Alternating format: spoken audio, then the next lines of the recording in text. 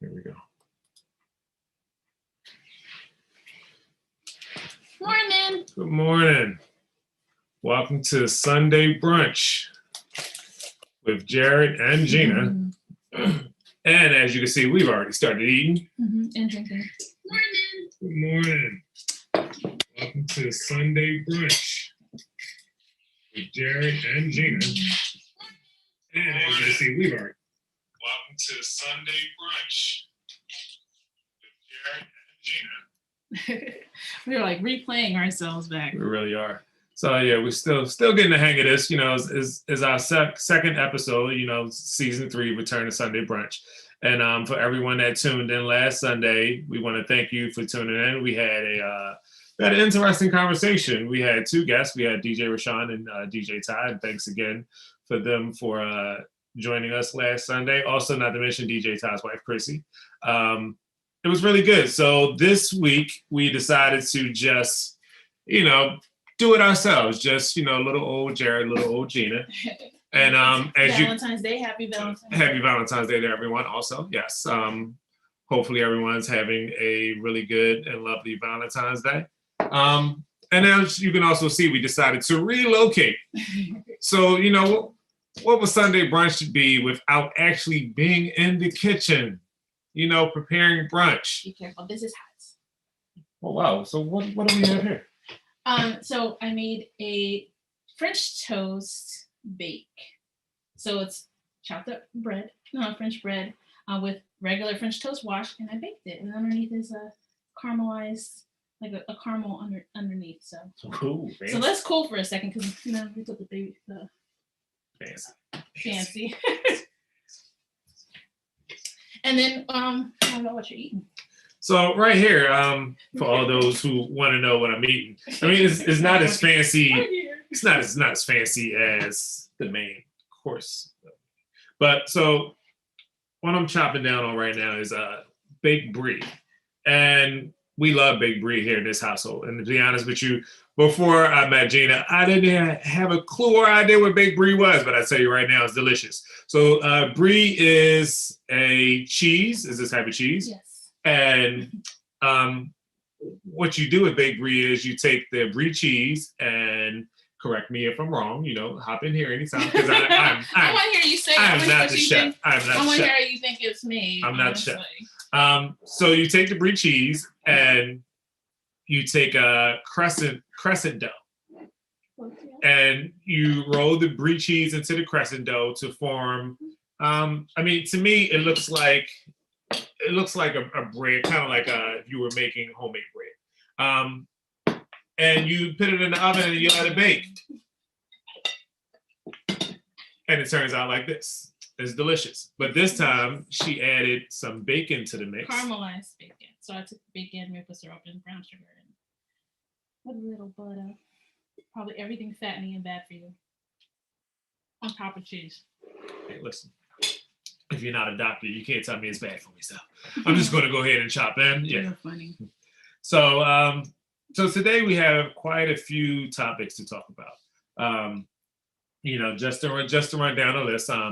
You know, today we're going to be talking about Marvel series Wanda Vision, which I'm pretty sure a lot of you out there are currently watching, and some of you are probably just as confused as we are at times.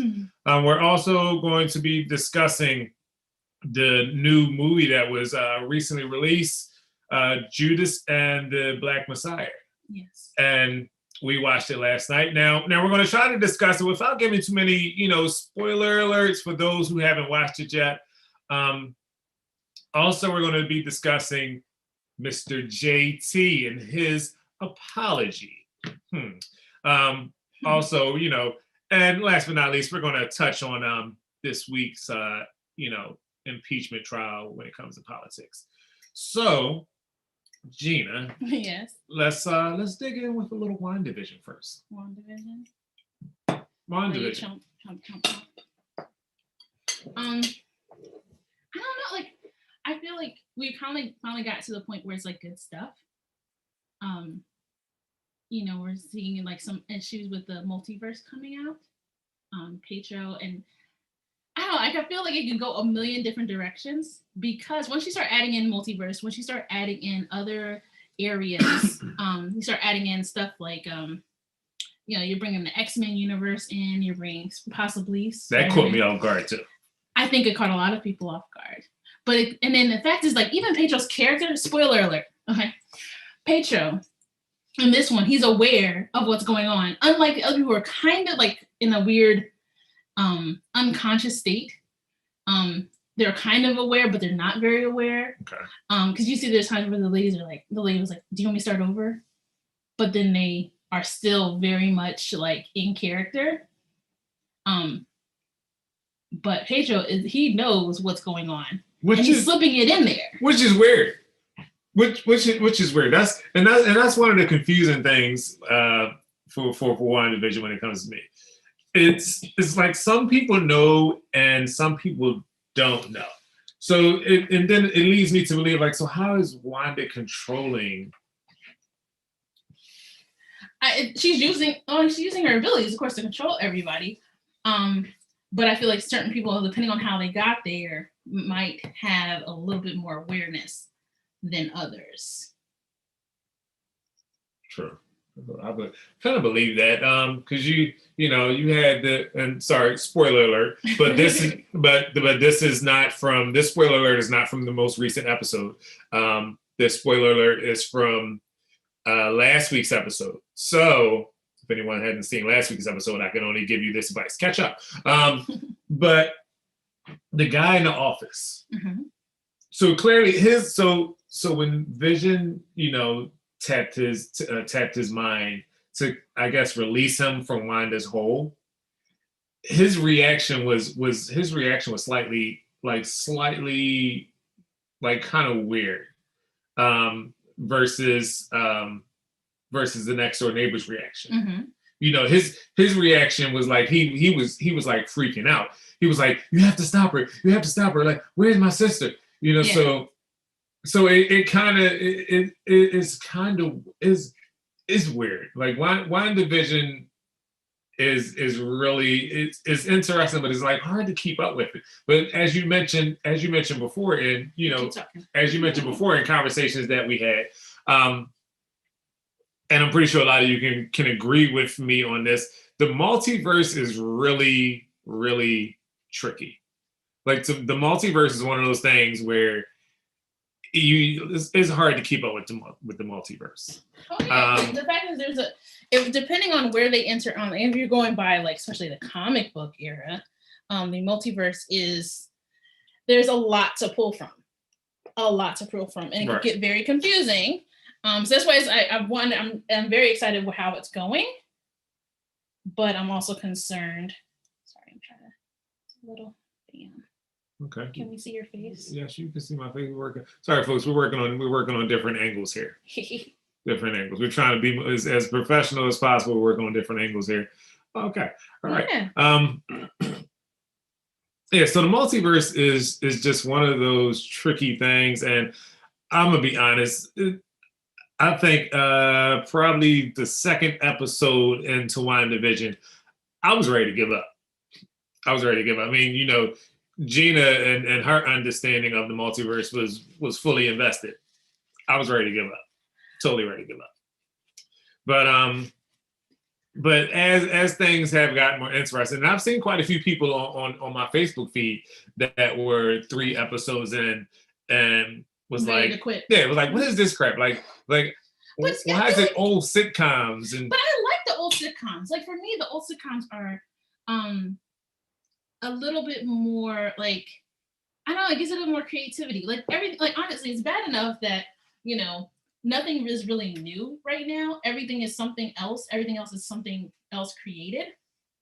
And it's like a rehashing. So it's fun to see how they're taking this sort of step with it, because it's making it a little less boring. So not necessarily boring for me, like boring for someone like me who's tired of seeing the same thing just remade a million times. Like how many more Spider-Mans are you gonna make? Right. How many times are you gonna redo the X-Men? Like how long can you play out the Avengers saga? So that is true. So you can make more money. So I like the idea that they're kind of taking it and kind of taking it and sort of putting it in a new, like just a new creative feel. And I love like. Please, I'm an 80s baby. I love all them shows. I'm a kid who grew up on TV, so even like when they did the whole like black and white Bewitched, Dick, I did catch the Dick family. Van Dyke and I caught Family Ties before you. Yes, you did catch Family Ties. And Malcolm in the Middle. Yes. And Malcolm in the Middle. Yes. But I liked it all. I liked it all. For me, it was fun to see how they played the little story and then like put this really scary, possibly scary event in the middle of a family sitcom. Kind of takes it to another level, I think it's good. To me, it's definitely good. Well, this is like so bad, like not bad, like you don't want to eat it, but like bad for you. That looks good. Is that right? I think so. Like it's the first time I made it, so we're good to see. I would totally throw my brie on the floor, just and take some of that.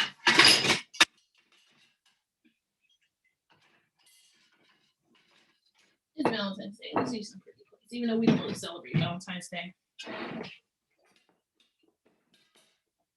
So, let's see if I got the right one. I try to give you this corner one. That's too small. Sorry, that was for me. I'll use this one. Come on, I like all the unhealthy stuff. Come on. Thank you. All the unhealthy stuff. I'm still eating my baked brie and the caramelized bacon. I'll come back to the brie. So for all those who haven't started watching Wanda Vision, the best advice I can give you is please start to watch Wanda Vision. It's on Disney Plus. So you can binge it. I feel like I wish I just waited until the whole season was done and then binge watched it. We would have drove ourselves insane. No, it was it's hard to, but then you had to say on Twitter though. Yes, but it's easy to avoid hashtags. The problem comes in, because I want to hurry up and get to the end so I can decide whether or not I like it. I still don't know if I like it. I'm excited about where it's going, and I think it's pretty interesting, but I don't know if I like it. I won't know if I like it until the end, and I feel like I'm even going to be disappointed when we get to the end. We're always disappointed at the end of any Marvel series or any Marvel movie at that. The ending is always disappointing. Yeah. So yeah. So if you haven't watched WandaVision, you could definitely binge. What are we on episode? What are we up to? Episode 4 or 5 right now? Episode 6. Just finished episode 6. Right. Episode 6. So yeah. So you can binge. So you can binge the first 6 episodes on Disney Plus. Bear with the first three episodes. It gets better, like we just explained to you. It definitely gets better. But please check out WandaVision if you haven't. It's interesting. And when we get to the end of the WandaVision series, we will bring that topic back up again on Sunday Brunch.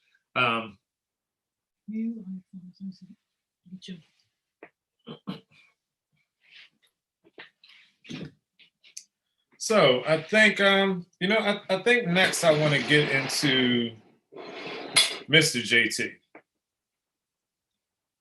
I think I want to get into Mr. JT next. You just want to skip ahead? I feel like it's too far. I want to finish. I guess we could talk about it. You want to get it over with. I just want to talk about Justin. Okay, let's do it. Just, especially with the the video, with the footage that you let me see that was circulating on Twitter. It's kind of like wow, Mr. Timberlake, wow. So you want to explain to the people, what we're talking about for those that may not be following. No, so Justin Timberlake a couple days ago released a statement apologizing for his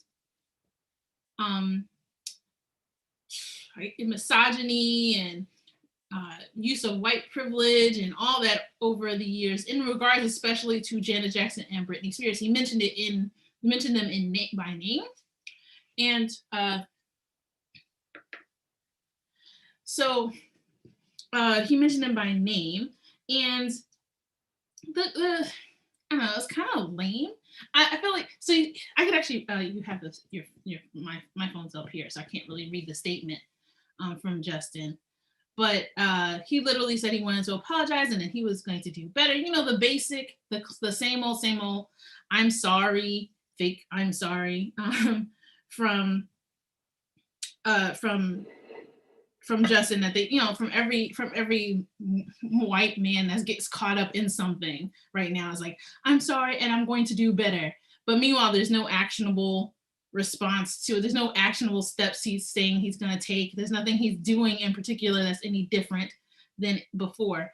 Like for a lot of people, like now this is coming out, this is all news to some people, but because of the new documentary Framing Britney Spears, which brings up, you know, her relationship with Justin and how it has some effect on where her current situation is, and the years that he literally like lambasted her over on television and interviews and saying like, you know, writing songs about her and using their breakup as, you know, a way to keep his name alive and to promote his self debut album and his popularity. And now he's apologizing because there's a documentary on Hulu and everyone's watching it. And he said, you know, I've just sort of like, he just came to this realization because people were including him and tagging him. But people have been tagging Justin in his treatment of women, and in particular Janet Jackson, since the incident happened with the Super Bowl. Janet Jackson's apology was long overdue. But it's not because, but he's not doing it because he felt bad. He felt genuine about the situation. He's doing it because he has a movie out. And that's really the reason why. I mean, the thing is, and what's crazy is he apologized to Janet at the same time he apologized to Britney, but only because of the hoopla that's being caused about Britney. It's not because he felt he did something wrong to Janet. No, because every year I see comments about Justin needs to apologize to Janet.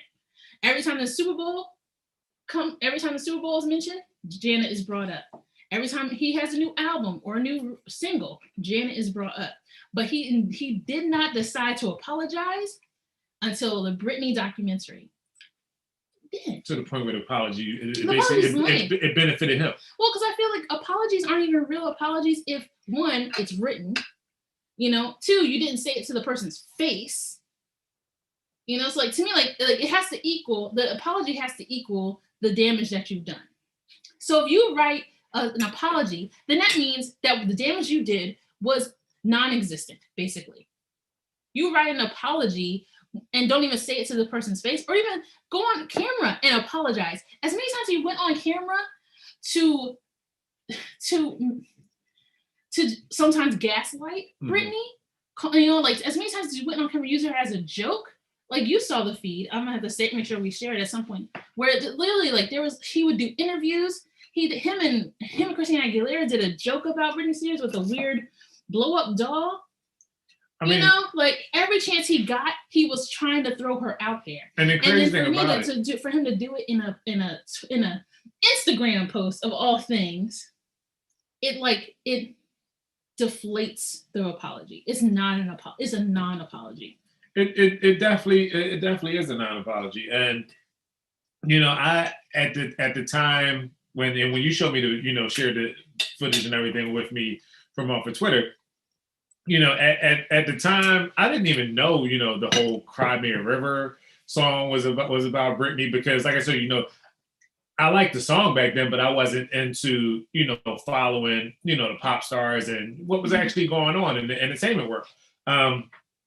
So I didn't know it was about Britney, but then to, you know, watch the Twitter thread and everything and see how he did the Cry Me a River, and then the Star and Buck Wild in the Morning Show interview. Now I remember that interview when he admitted to sleeping with her. I used to listen to Star and Buck Wild every morning on my way to work, and I remember that interview. And you know, I was young back then, so to hear that, I was just like, oh man, Justin, that's crazy, you know. But I didn't think to myself like, wow, like why is he airing out dirty laundry like that?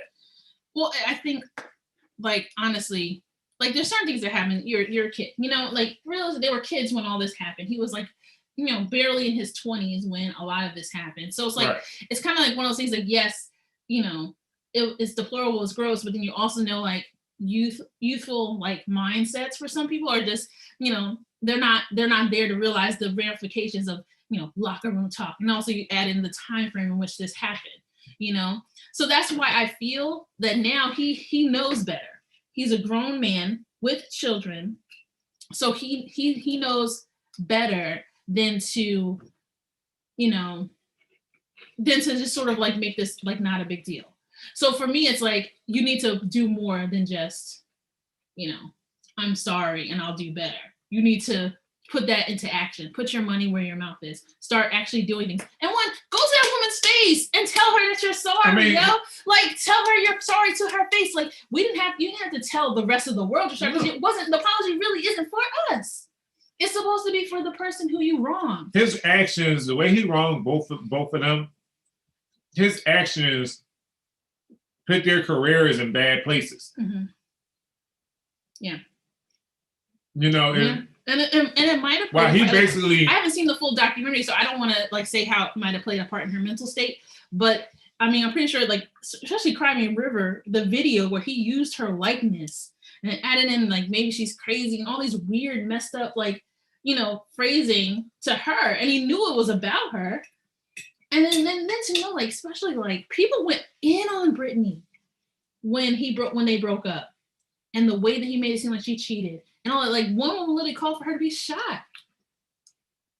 I remember that. I saw that in the video footage you showed me. Yeah. Like to me, that's messed up. It's messed up.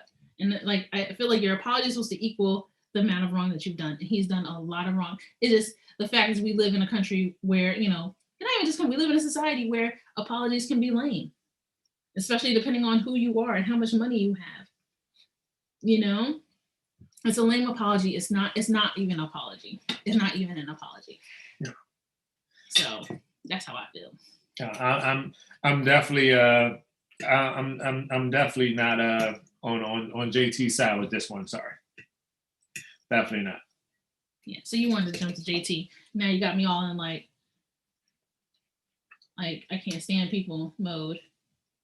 Do you want to talk about Judas and the Black Messiah? Oh, now? yes. So now you got me all upset and I'm all angry. Exactly. Mm-hmm. Now let's talk about Judas and the Black Messiah. All right. So Judas and the Black Messiah. For all those, if you don't know, it's a movie about Fred Hampton. And it's not really it's about not, I was about to say, it's not, it's about the Black Panther Party. Yeah, and how because I feel like people are like, I after watching, I felt like it was some sort of a miscategorization, because people talk about I wouldn't consider it a Fred Hampton biopic. No, I wouldn't even consider it a William O'Neill biopic. Like I would say that it is very much like a suspense, like on the level of like a Departed. But it doesn't talk about the individual so much as it talks about the operation and the pieces that get put in together to have this incident happen.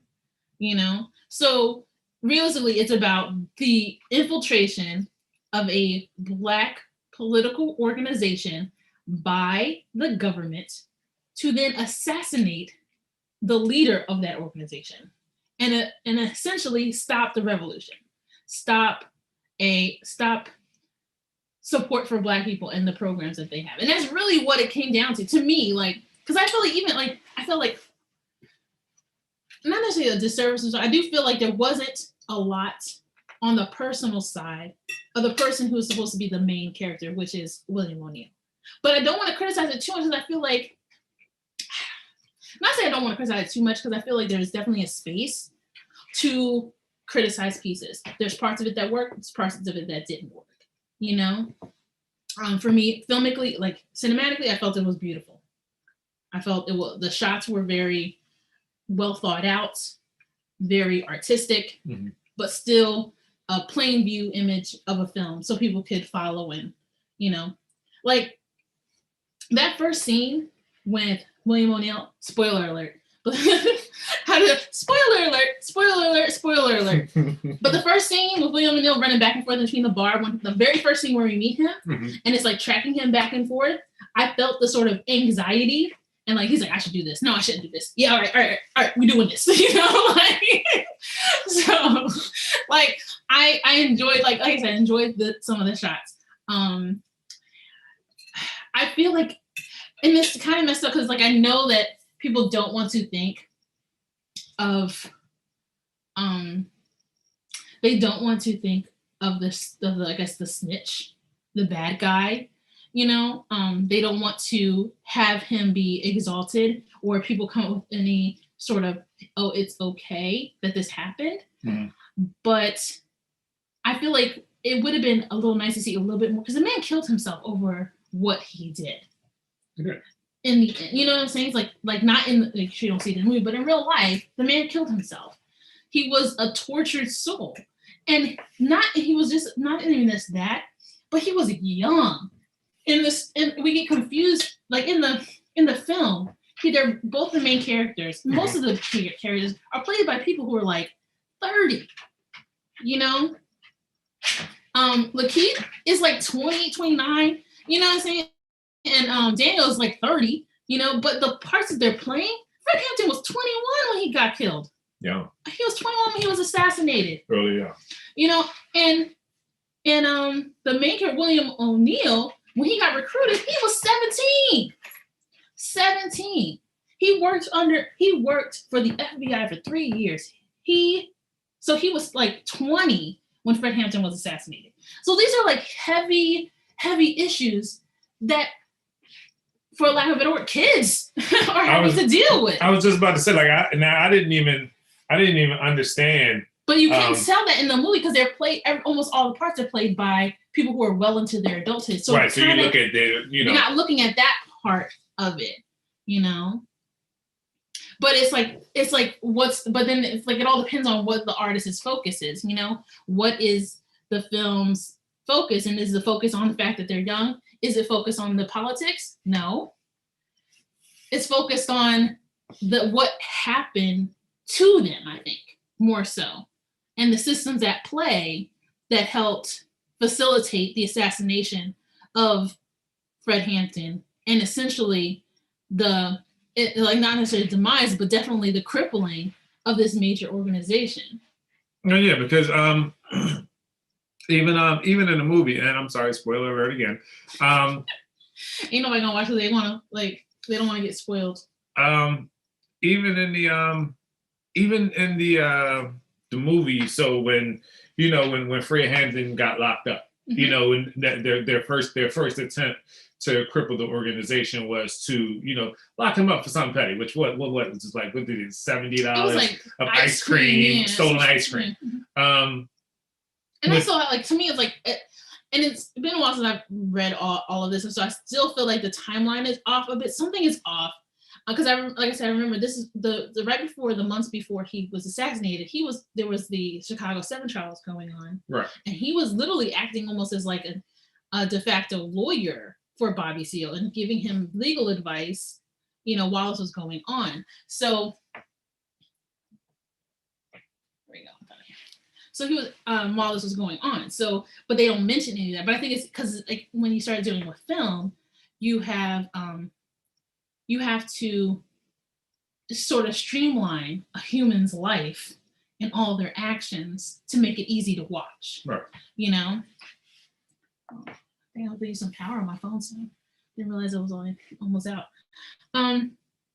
So like it's sort of one of those things. It's like you have to streamline it to make it make sense for the audience, and sometimes that means cutting things out, making multiple characters one character, that sort of thing. So it's kind of, I don't know, how do you say, like one of those things that you have to do, As far as when you're making a movie. Yes, but but that opens it up also for criticism, because then there's people who go in to see movies like Judas and the Black Messiah, like we saw like with No Name, that she didn't like the fact the way the movie didn't focus on his politics. And there was another, I don't know if I sent you the article, but there's another writer who wrote for, I think it was like Vulture, so she wrote for another magazine, and literally she destroyed the film. A critic who destroyed the film because she felt that it was Hollywood co-opting Black revolutionary story, and that in the end, it doesn't talk about the leftist views of Hampton. It doesn't really talk about all of the actual thoughts that he actually had, and didn't really talk about the politics. I feel like it did, but it doesn't go into a dissertation about what he believes. Right. It sort of like does a surface thing with any of these biopic type movies. Like, can you imagine if you went heavy into it? It wouldn't be a movie anymore. It would be a documentary. It would be a lecture. So you have to find that balance. And that time, it's hard. I mean, and even in that case, not even sure if it would have made it to the big screen in that matter. Do you think it would have? Oh no. But like the fact is, like, it's a big deal what happened, what we're seeing. I think, and that's the one thing I think some people are missing about the fact that Judas and the Black Messiah is, this is a major studio film with a technically first time director, because this is Shaka King's first major studio picture. He's done other films, but they've all been kind of independent. So you're talking about a major studio backing a relatively unknown as director, produced by Black producers, and dealing with the Black Panther Party. That in itself is so huge. But if you're not a capitalist, if you don't like capitalism, it is kind of a contradictory thing as well. So I get it. If you feel like, Fred Hampton's philosophies don't necessarily align with this kind of piece, but his family was involved. The Black Panther Cubs party was involved, Right. So if they gave it its blessing, then who are we to pass judgment in that sense? I don't know where that puts it. I mean, if they, in my opinion, if they gave it their blessing, then everything I've seen for them so far has been positive in terms of their critique of the film. Now, maybe a couple of years later, they might, view it differently. That's their prerogative, Yeah, because in my opinion, we're talking about his son, So who, like, if his son says that, for him that the movie portrayed his father in the correct way and things of that nature, and portrayed the part and portrayed the part in the correct way and everything, I started to think, like, well, who am I to say, well, no, I think otherwise, I think differently. It's like me, me telling that man that you don't know what you're talking about. You didn't know your father as well as I know, so. Yeah, I mean, that's the thing, is like, they gave it their blessing. Now, mind you, I heard that there was some like pushback on like during production, but we're not there to make those assumptions. Right. I think you have to like think about it in the context of which it is. So like, yes, it has its points. It's definitely a worth watch, and that's the part that upsets me the most about some of the critics, because a lot of them, they're Black people who are criticizing the film, but then they're sort of pushing this whole like idea that it's not even worth watching. No, it's definitely. And I've never been of the ideology that like, oh, if someone like a critic or someone or intellectual, somebody says it's not worth watching, I'm not going to watch it. No, I'm going to watch it myself and draw my own conclusions and opinions. I'm not going to take your word for it, So I think everyone should at least give it a chance. If it's not even just the fact just to support a Black production, like just to support, I'm saying? It's easy for people to, to be armchair critics and say, well, this is what they should have done. This is how they should have did. Well, you're not doing it. I mean, like you're not fighting for multiple years to get even the idea of a Fred Hampton assassination movie getting made, So it's like, I think it's messed up. Like, you can criticize it, but I felt like some people criticizing were doing it so disingenuous in to say like they found nothing positive about the piece. I honestly think, and then try to deter other people from watching it.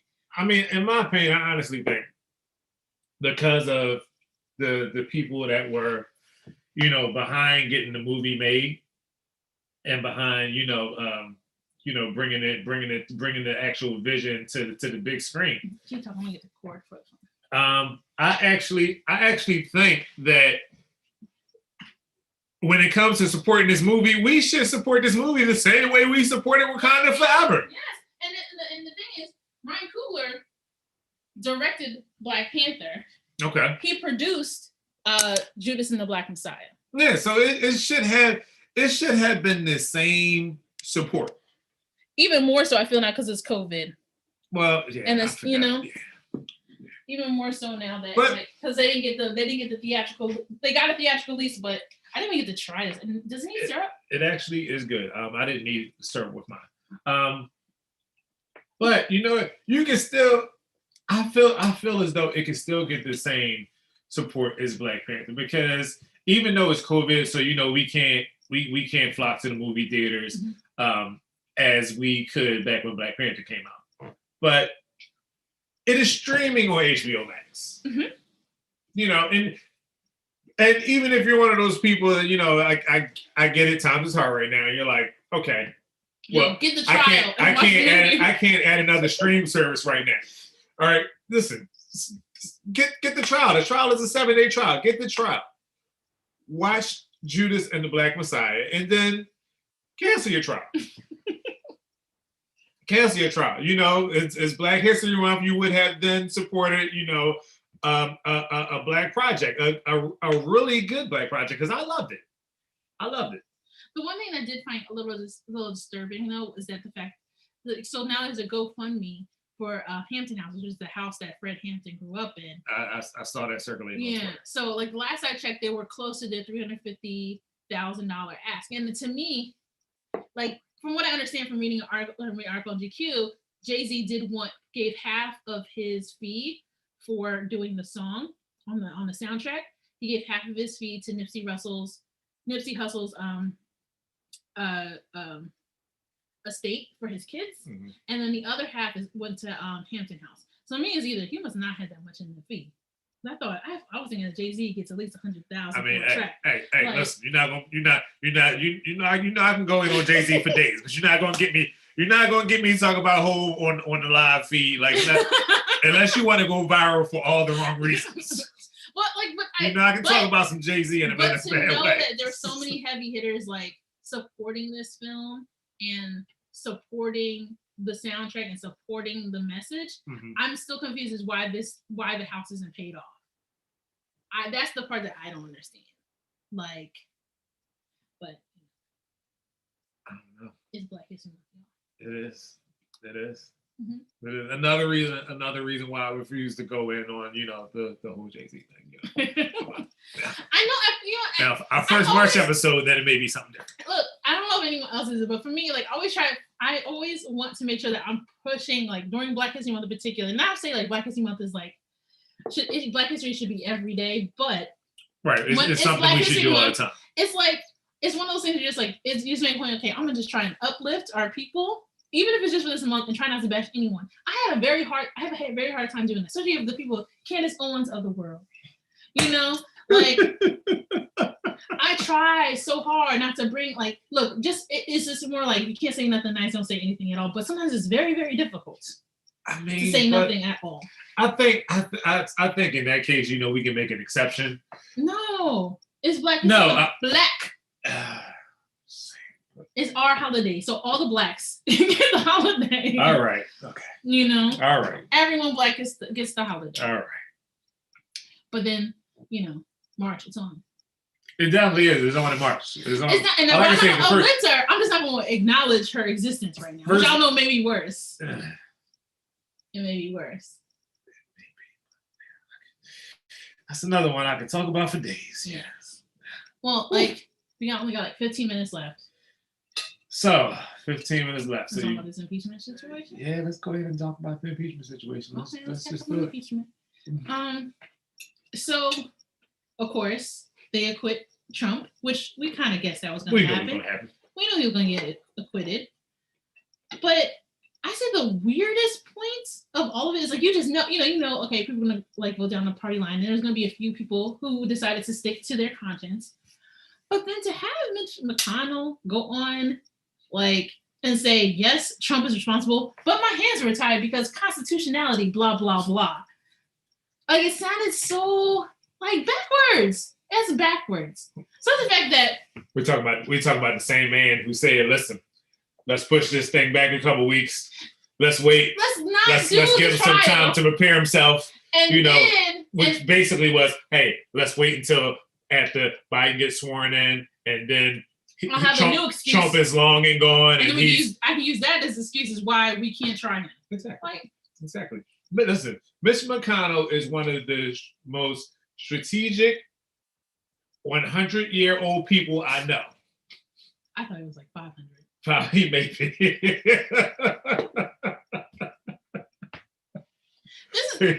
He may be. This is my thing, though. It's just a reminder for me that, like, Congress really doesn't do much. Like, in the past few decades, they haven't done much of anything. And they're so afraid to touch the Constitution.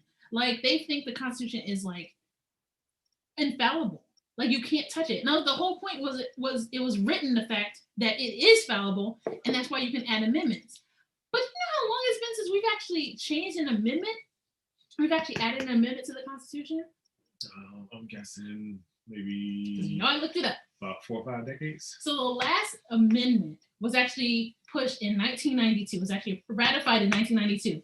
But guess when that 27th Amendment, which talks about, I think it has to do with like salary of like Congress members or whatever, right? Oh, wow, really? Yes. Salary congressman. Yes. Okay. It has to do with the fact that they're not going to, if they change the salary, that they have to wait until the new term in order to get the new salary. But so they added an amendment. But no, but see, that amendment had been on the books for like 200 years.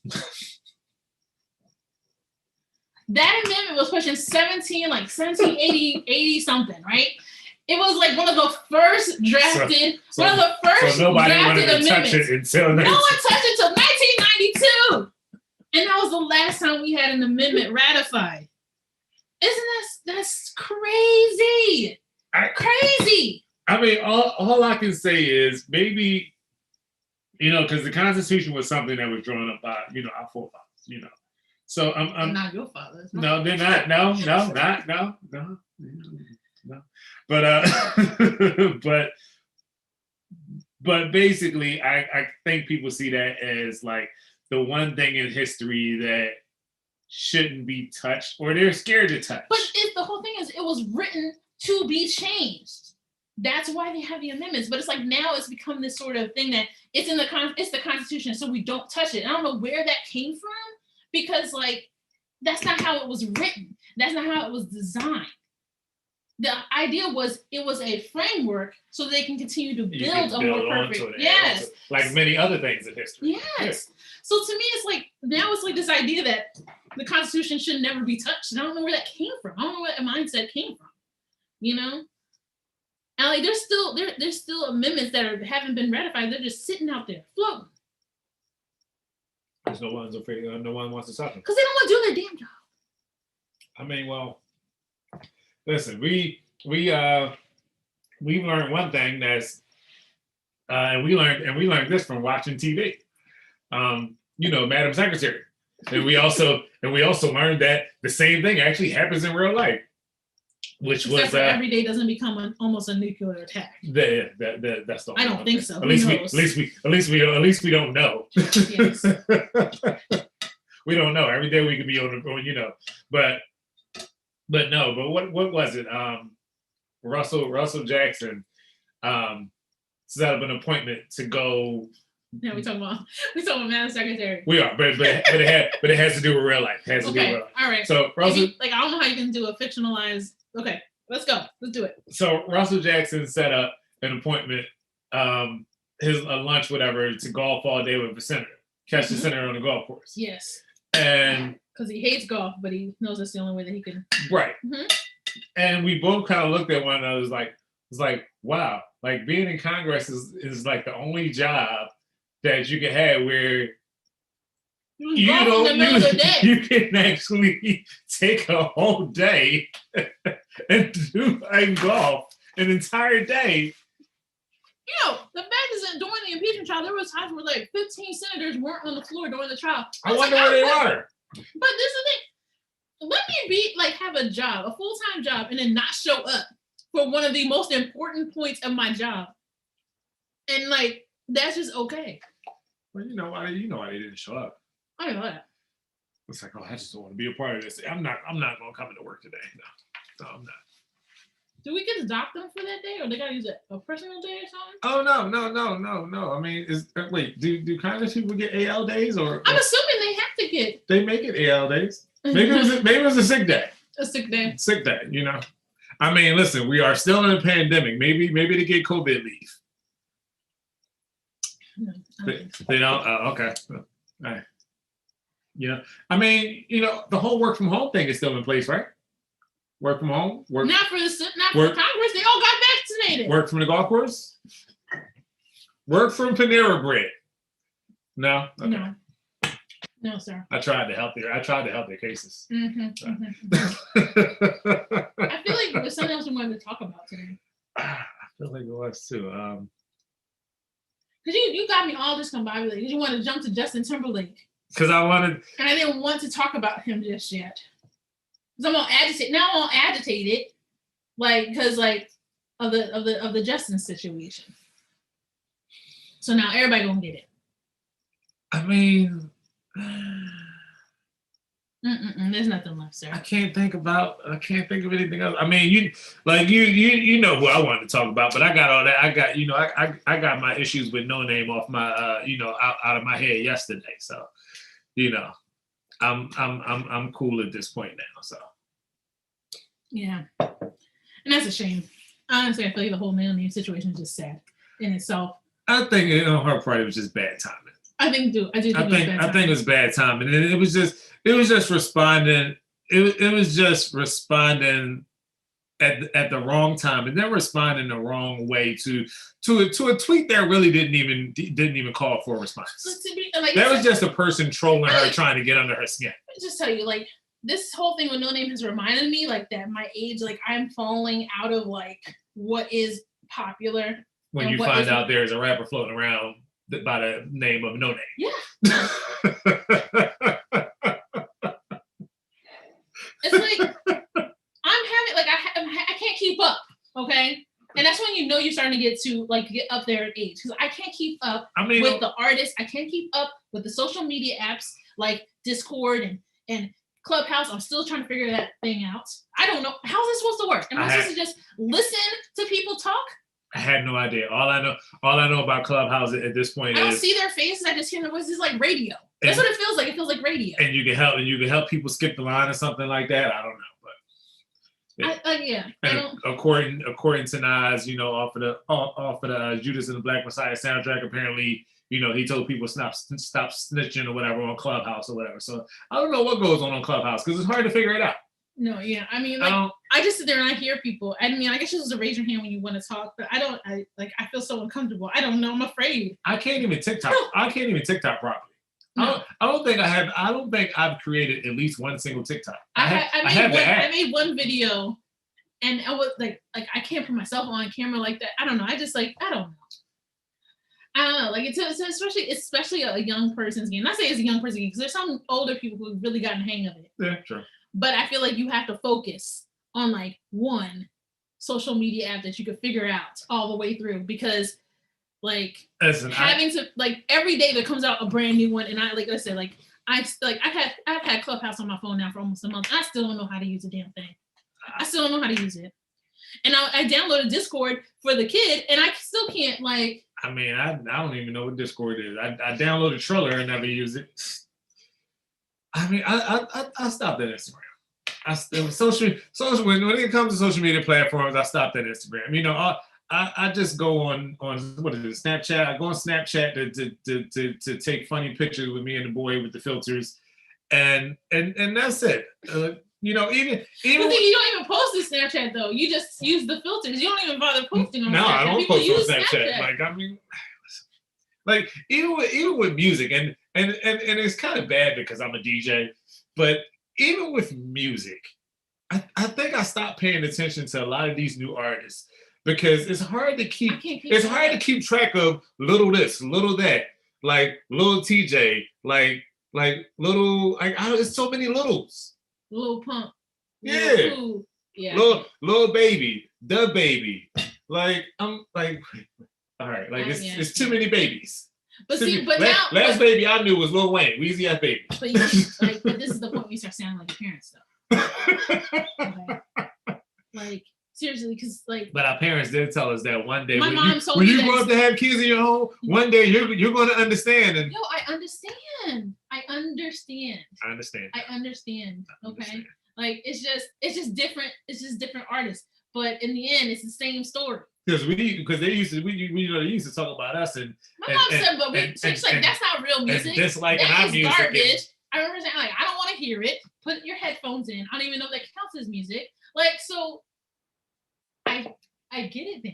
Like, I didn't get it, and that's why I think, like, especially when you start talking about people, like, over time, you become like your brain development is different, and you become to understand things in a different manner. I'm going to just call it responsible. No, because I think, but maybe that's also like why maybe going back to like the Judas and the Black Messiah, going back to Hampton, like they were so young, and they were out there on the front lines, and that's because when you get to be that age, when you're that age, you literally have just all this time in the world. You think you have to take that chance now. Yeah. Once you get to be 40, 50, you're like, well, I got so much to lose, I can't take that chance now. Sure. Yeah. You know, so. It's grateful for the young people being on the front line, even if sometimes some of the things they say are a little messed up. Because they're coming from the fact that I'm 20 years old and I know everything in the world. I mean, I will say that, I admit, but some of them are actually, spot on and doing a good job. Oh yeah, some are definitely on. Like I feel like a lot of great ideas come from young people. I just also feel like sometimes when you're that age, you think you know everything. Yeah. And you haven't really truly lived enough to be able to completely understand the consequences of your words and your actions and how like life can alter what your viewpoint is, like life happens. And yes, you think that, well, I would have said no to this. I would have stood my ground, blah, blah. You think that, but when you got a mortgage, or when you've experienced, there's more on the line and your mind. When you've experienced things, when you've actually been in a situation, you can assume how you react until you're in that situation.